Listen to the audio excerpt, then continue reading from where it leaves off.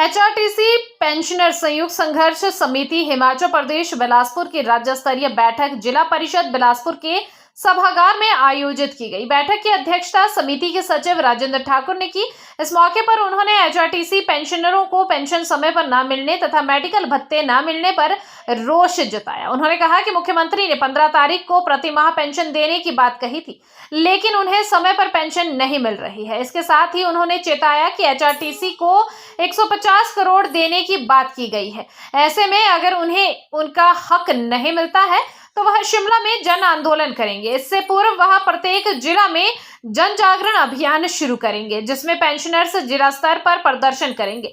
इस मौके पर उन्होंने कहा कि पेंशनर समय पर पेंशन न मिलने के कारण अपने परिवार का पालन पोषण करने में विफल हो रहे हैं। उन्होंने कहा कि इस उम्र के पड़ाव में शरीर को कई बीमारियां घेर लेती हैं, लेकिन खाली हाथ इलाज करवाना भी मुश्किल नहीं है। उन्होंने कहा कि वह अपनी समस्याओं को लेकर मुख्यमंत्री, उप मुख्यमंत्री तथा वित्त सचिव के साथ मुलाकात कर चुके हैं, लेकिन आज तक उन्हें केवल आश्वासन ही मिले हैं।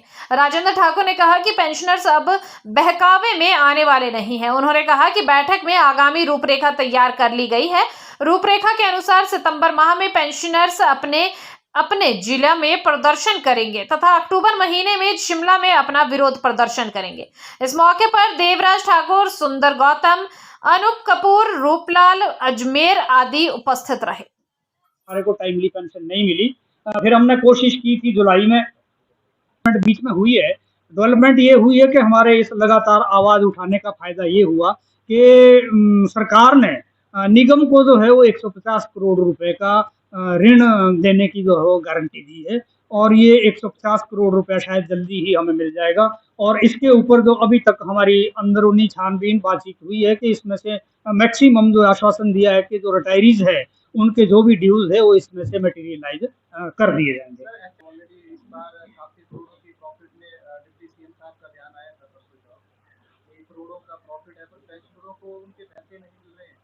अब जो डिप्टी सीएम साहब ने बयान दिया है वो शायद एक स्पेसिफिक पीरियड का दिया है कि इस महीने जो लास्ट ईयर हमारी कमाई थी वो इतनी थी, और इस महीने हमारी इस साल ही कंपेरेटिवली जो हम ईयर वाइज कंपेयर करते हैं वो उसके बारे में शायद था, मैंने अभी पढ़ा नहीं है।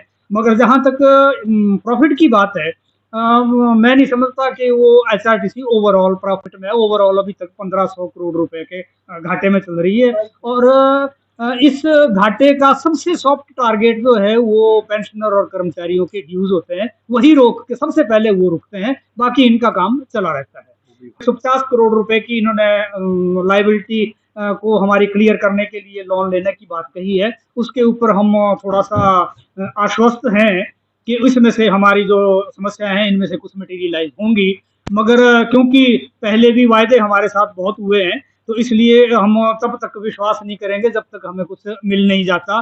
तो आज की जो हमारी बैठक ज्वाइंट की थी, इसी सभी जो हमारी अब तक की घटनाक्रम हुए उसके ऊपर हमने मंथन किया, और ये मंथन करने के बाद हमने निर्णय लिया है कि ये 150 करोड़ रुपए में से हमें क्या मिलता है, हम ये असेसमेंट करेंगे।